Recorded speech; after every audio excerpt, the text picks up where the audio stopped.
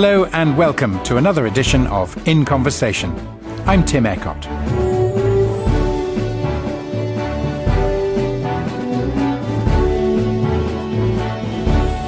My guest today is the author and adventurer Tim Cope. An Australian by birth, he decided to train as a wilderness guide in Finland. That led to an adventure riding across Russia to China by bicycle, and then to a bolder journey on horseback across Mongolia, all the way east to Kazakhstan and Ukraine, eventually ending up in Hungary. The journey took 3 years, and his story is told in On the Trail of Genghis Khan, published by Bloomsbury. I wondered what put the idea of braving desert heatwaves, winter blizzards, wolves and bandits into his head. The first time that I told my mother about this, she had a similar response. The main reason that she couldn't fathom this at this point was that I couldn't ride a horse.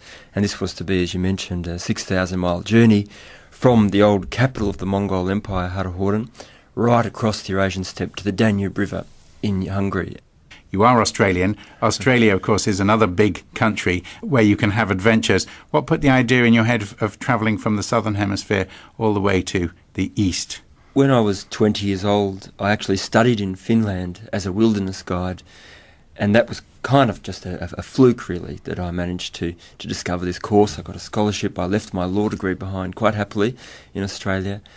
And I've always been fascinated by places that I don't know much about. And certainly for me, Russia was this huge blank on the map. Growing up in school, I didn't learn much about it.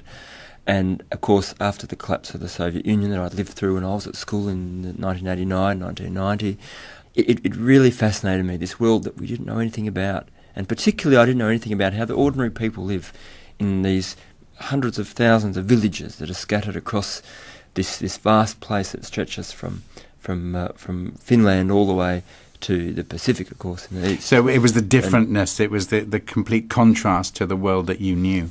And a place that I almost felt as if it was a mythical place where we, unlike Europe or America, we didn't know much about it. We only got these fleeting glimpses in the media. I studied with Russians in Finland as a wilderness guide. There were some people from Karelia, from Petrozavodsk, and there was my neighbour in the dormitory where I lived called Dmitry, and he began to teach me Russian, and I taught him English. And actually we spent 3 months studying in Petrozavodsk, in Karelia, which is just north of St. Petersburg region. Finland at that time, for me as a 19, 20-year-old, was a very measured place, to the point of almost sterility for me. And Russia was this place that was abounding with contradictions, a mix of different cultures, and I wanted to travel there. And so I set off when I was a year later, when I just turned 20, almost 21, to ride a bicycle from Petrozavodsk across northwest Russia, Siberia, to Beijing. And it was 12 months of cycling in 1999, 2000, and discovering Russia for myself. And so that obviously gave you, you had the love, you had the interest, you had the familiarity, and now you had the language.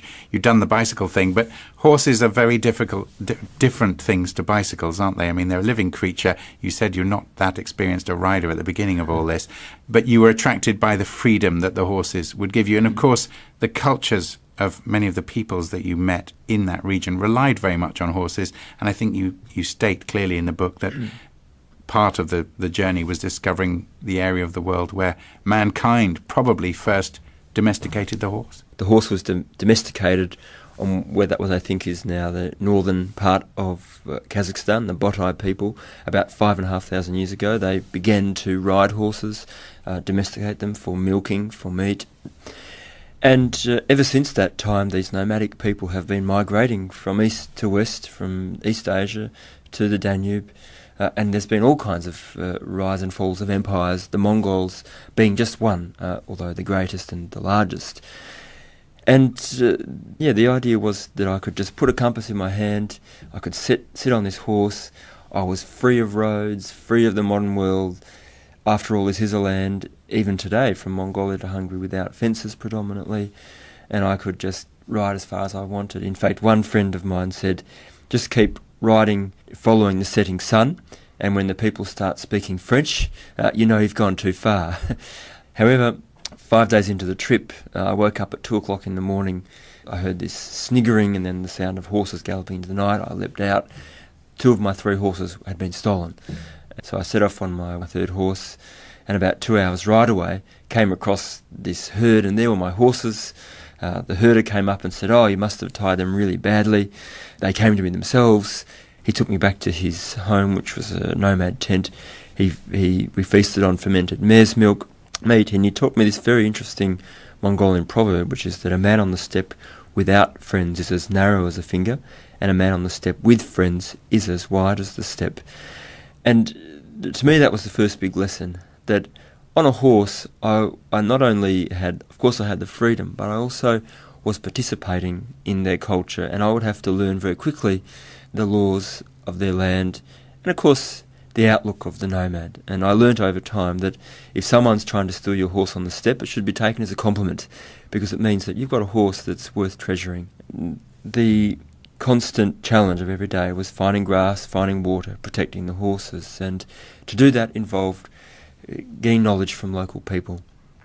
And so I lost my independence as a traveller, like I had on a bicycle, where I could go wherever I wanted, and I became more a part of the fabric of the society, but always tied to the needs of my animals. And so there's a different kind of freedom, but with also its limitations. Obviously you respected the culture. You were very grateful for the friendship and the assistance you had in an environment that was not your own native environment.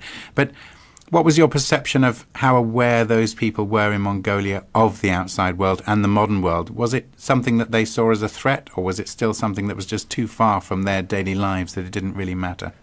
In the remote areas of Kazakhstan and Mongolia, there's two sides to the story. On one hand, all nomads have been educated. So in the Soviet times, they set up schools where they have actually if you like, a dormitory where children stay during the winter months. They go to school. In the summer they rejoin their families for the migration period. So they actually know more about our own countries, about England, about Europe, about Australia, about America, certainly much more than we know about them. On the other hand, what I really liked about Mongolia is that nomadic culture pervades every corner of the psyche, whether it's urban people in the city or people in the remote countryside. We often think in the Western world of nomads as somehow being a marginalised society, perhaps living on the fringes, perhaps even disadvantaged or non-conforming.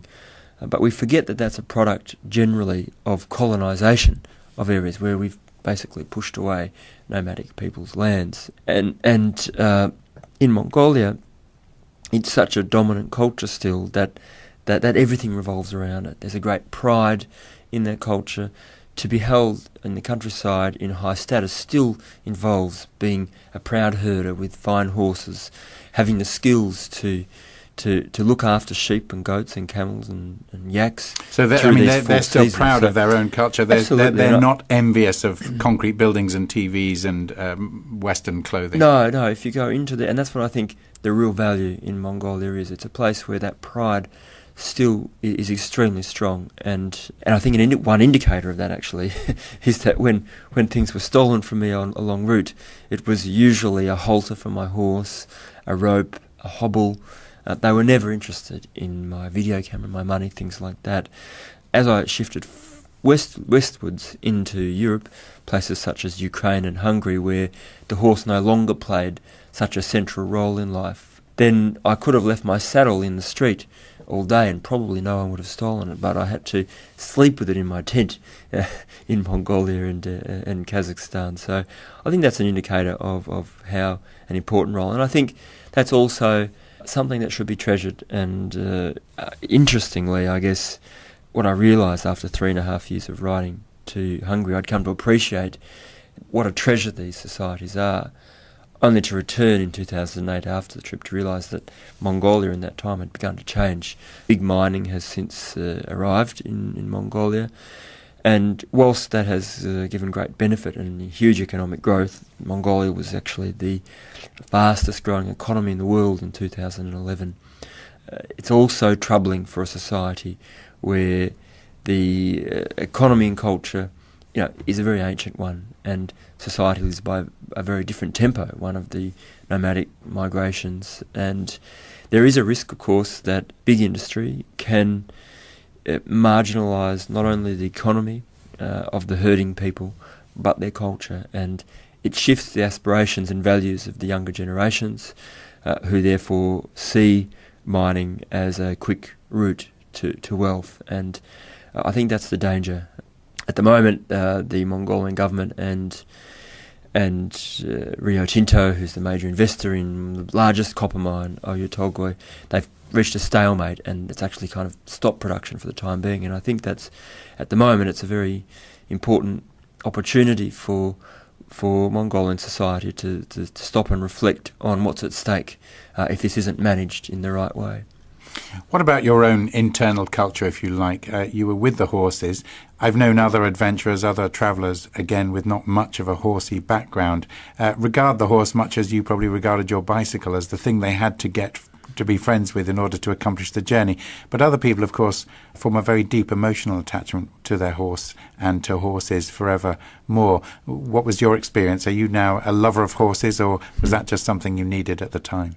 My horses became my connection to the land, really, and connection to the culture. They would hear things, see things long before I had, and they became this wonderful way of viewing and experiencing the landscape. I can recount every blade of grass, pretty much, from Mongolia to Hungary. And I realised, of course, that there was a reflection of this great symbiosis of man and animal working together in the steppe, which, of course, is what people have been doing, whether it be the Tatars of Crimea, the Kalmyks near the Caspian Sea, the Kazakhs, even the Magyars in Hungary. They've been doing this for thousands of years, and each individual horse took on such a wonderful character for me. They almost became like human beings, and I couldn't bear the thought of letting them go. So I actually spent 6 weeks on each border, stuck trying to get permits to reach the next country.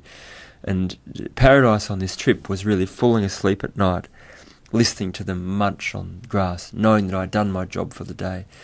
And a bad night was a sleepless hours on end, lying there in pure silence, knowing that there was not a single blade of grass for them to eat, and I'd failed them. The horses became such an important part of my life that when it came to the end and I went back to Australia, I really felt as if a part of my body had been cut away. And in fact, I've just come back from Hungary, where I went and revisited my horses, Ogonyok and Taskanyr and Kok. Who looks after them? I gave them away to an orphanage at the very end in Hungary, and they've since set up a riding program, mostly for gypsy orphan children and people who have gone into state welfare. And these horses have they've been treasured by this organisation, and they're looking very plump and full of energy. And I never thought I'd have the opportunity and the privilege to spend some time with them again, but I spent 3 days. Did they recognise you? Well, horses don't show that kind of outward affection, particularly not steppe horses, but I think they did.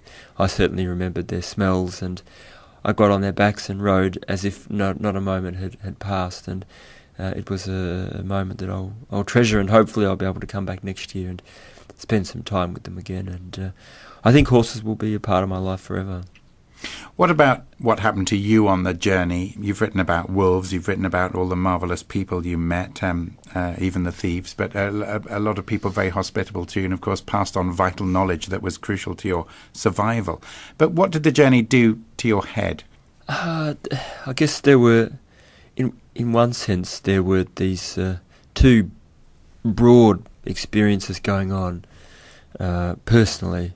One was this experience of open spaces, of being able to sit on this horse, feel the wind in my hair, look around and see this pancake flat land or some hills maybe in the distance, and just have that ultimate freedom, a land with no boundaries, being able to travel wherever I wanted, watching my dog Tigan, who was given to me by an old Kazakh herder called Aset, watching him kind of gallop along on the horizon. It infused a sense of freedom that I think a lot of us have deep inside of us as children, and it's hard to explain what that infused in me, and often I think back and think it was perhaps one of the most precious times I've ever had. On the other hand, my experience was one of very much people. So I'd arrive either in a nomadic community or a settled village, and the people would come out. In Kazakhstan, for example, it was crucial to find a place. I was riding through the night to escape the 50 degrees of heat, and I had to find somewhere to take shelter before this great big ball of fire came rising back over the horizon. And they're actually what they call the 40 days in a row above 40 degrees. And these people would take me in all kinds of states of disrepair, in these underground huts in that case, and they would treat me like some kind of long-lost son. And they say in Kazakh that the first time as a friend, as a guest you're a friend, second time as a guest you're a part of the family, and third time you can stay for life. And I remember turning up absolutely exhausted. They'd take the horses away to somewhere to graze, they'd help me with my gear, they'd put down a mattress, bring me some tea and some fermented camel's milk, and let me sleep. There was no obligation, and yet in those moments they not only treated me like part of the family, but there was a sense of camaraderie and friendship that developed that I think is enough to last a lifetime. And it made me very aware that you can be very quick to judge people, particularly in our society where we're a lot more independent and isolated. On my journey, I just had to appeal to the better side of human beings, no matter who they were. If I needed help and I was in trouble, whoever was there was the people who I had to go to. And it's changed me a lot in that I try to make friends with all walks of life and not make a judgment. Everyone's got something very interesting to offer, an interesting story to tell that can broaden your horizon. The journey also became a very personal one in other ways. 3/4 of the way through the trip in Ukraine, when I thought I'd been through all the hardship, there was a beeping that came to my satellite phone. I stopped, got off, checked the message. I called home to discover that my father, Andrew, had unfortunately been killed in a car accident that day back in Australia. So the journey came to a complete standstill at that point. You write about that incident, a life-changing incident for you, the loss of your father. You also write about this sense of panic that you were so far away at the moment of his death, and wanting desperately to know when the exact moment was that he departed, and trying to retrace your footsteps to a point in the journey when your father would have been still alive. Can you explain that sense that came over you of wanting to reconnect with him? After I found out the news, it was almost as if there were these two parts of me that separated. There was the part of me that had to look after the daily realities. It was evening, it was cold, I had to find a camp, I had to stake the horses out. And that part of me did everything in automatic pilot mode, but this other part of me was just in pure panic and trauma, and all I could think was that I had to get back as fast as I could to a place where I'd been, where he was alive, where I'd been his son, to the world where his spirit might still be before it kind of left. And I felt that to go forward without him would be to abandon him somehow, or to forge into places that I simply wasn't ready for. And so I galloped back, and I felt as if the faster I could get back, I could almost go back in time to the point where he was still alive, I guess. And do you think that reaction, can you look back on it now rationally and say it was grief that drove that, or do you think it was this connection you had with nature and the universe in a way in that vast landscape that may have made you more spiritually aware? I think the journey prepared me in many ways for this, serendipitously, in a way I hadn't really obviously foreseen. The nomads always ask, the first question in fact when they greet you is, do you have parents? And I always found that a really odd greeting, but of course now I understood that it's a reflection really that on the step how crucial family is considered to be in your life. They say that mountains never meet, but people do, and I think that says a lot about the preciousness that we have as human beings, of our capacity to make human relationships, and it's not something that we should take for granted ever.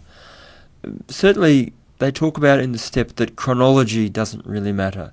And I felt as if chronology was all being tipped upside down often during my journey. And this was one moment where it felt as if everything was turned on its head. On one hand, it felt as if, what does it matter if he was destined to die now?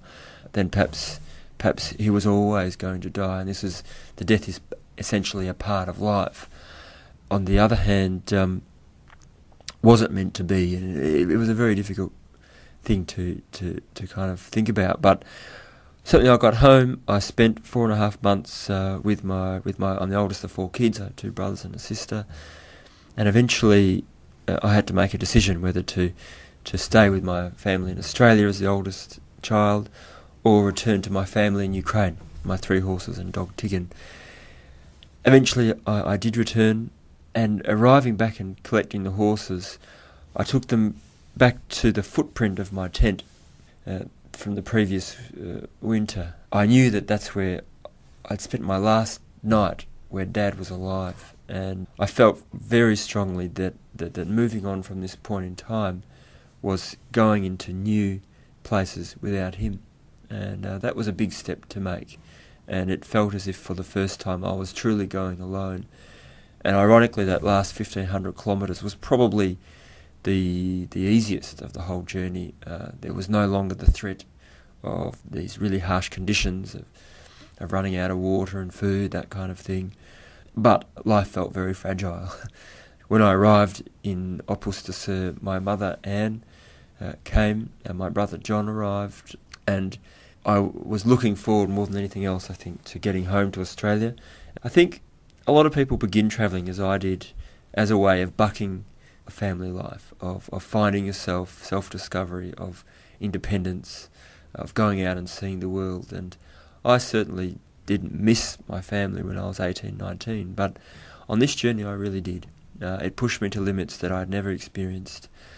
When I was in the desert in Kazakhstan, I remember feeling so very isolated, and it was so hard that I used to put sunscreen on myself sometimes because I liked the smell. It reminded me of family holidays at the beach, and I missed family to a point that I had to really contain my panic at times. When you resumed that journey, you say, from the footprint of your tent, from the moment when you heard about your father, you went back to the journey, obviously still grieving for him. Did it make you talk to him as you rode along?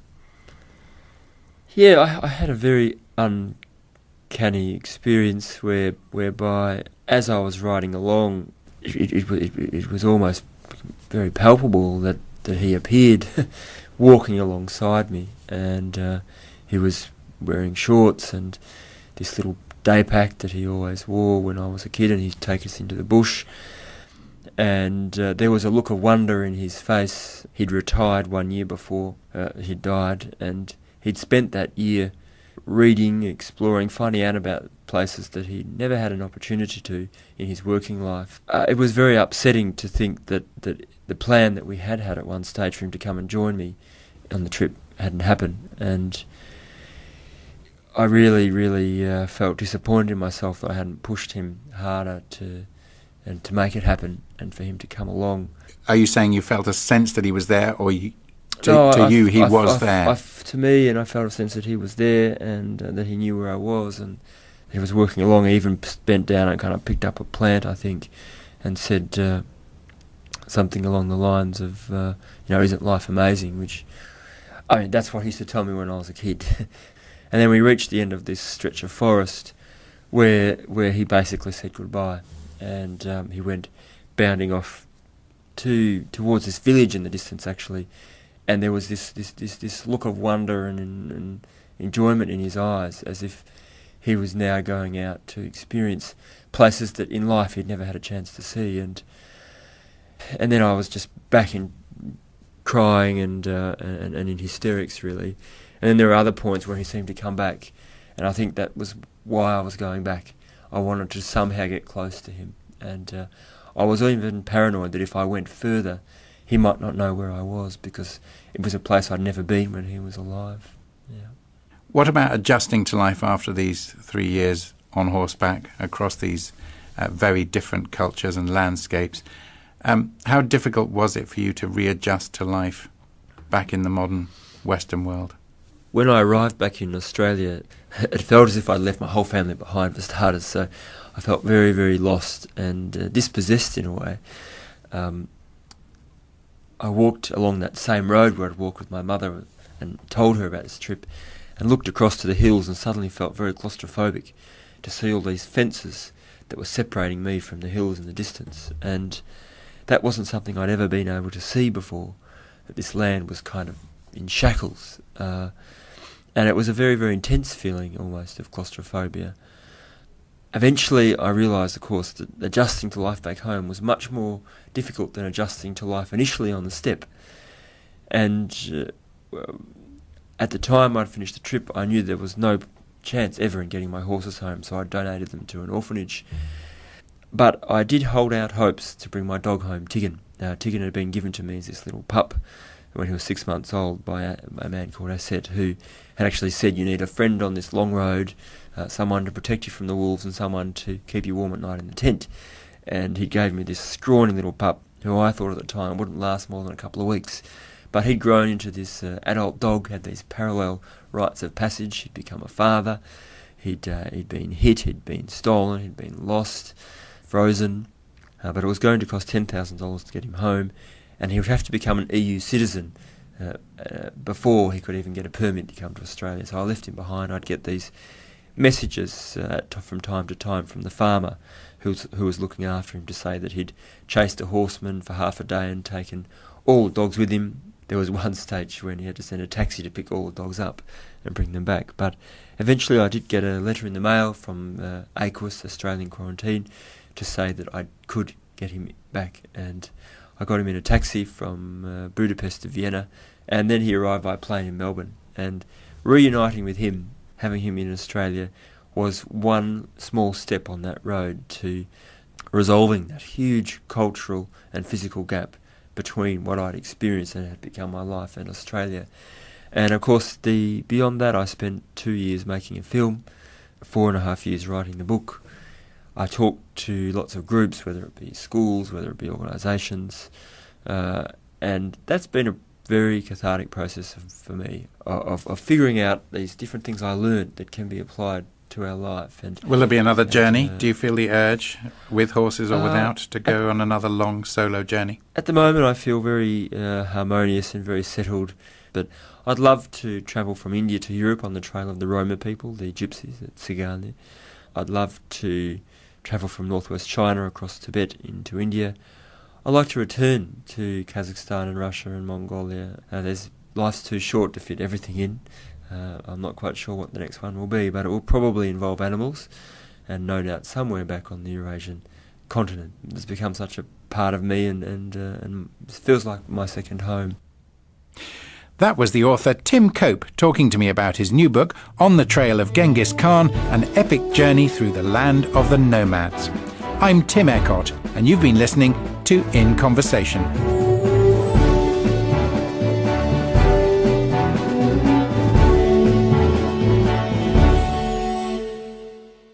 Australia, of course, is another big country where you can have adventures. What put the idea in your head of travelling from the southern hemisphere all the way to the east? When I was 20 years old, I actually studied in Finland as a wilderness guide, and that was kind of just a fluke, really, that I managed to discover this course. I got a scholarship. I left my law degree behind quite happily in Australia, and I've always been fascinated by places that I don't know much about. And certainly for me, Russia was this huge blank on the map. Growing up in school, I didn't learn much about it. And of course, after the collapse of the Soviet Union that I'd lived through when I was at school in 1989, 1990, it really fascinated me, this world that we didn't know anything about. And particularly, I didn't know anything about how the ordinary people live in these hundreds of thousands of villages that are scattered across this vast place that stretches from Finland all the way to the Pacific, of course, in the east. So it was the differentness, it was the complete contrast to the world that you knew. And a place that I almost felt as if it was a mythical place where we, unlike Europe or America, we didn't know much about it. We only got these fleeting glimpses in the media. I studied Hungary. The journey took 3 years, and his story is told in On the Trail of Genghis Khan, published by Bloomsbury. I wondered what put the idea of braving desert heatwaves, winter blizzards, wolves and bandits into his head. The first time that I told my mother about this, she had a similar response.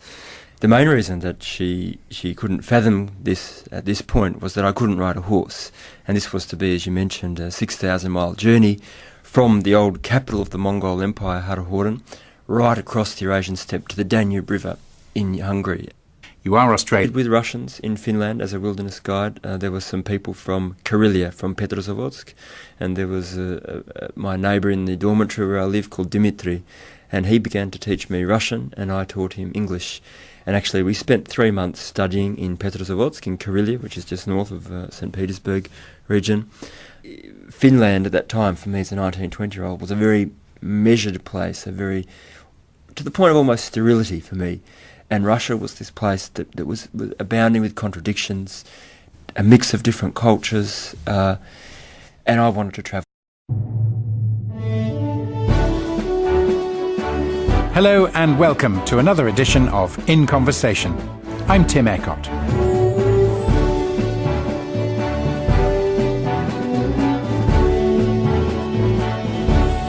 My guest today is the author and adventurer Tim Cope. An Australian by birth, he decided to train as a wilderness guide in Finland. That led to an adventure riding across Russia to China by bicycle, and then to a bolder journey on horseback across Mongolia, all the way east to Kazakhstan and Ukraine, eventually ending up in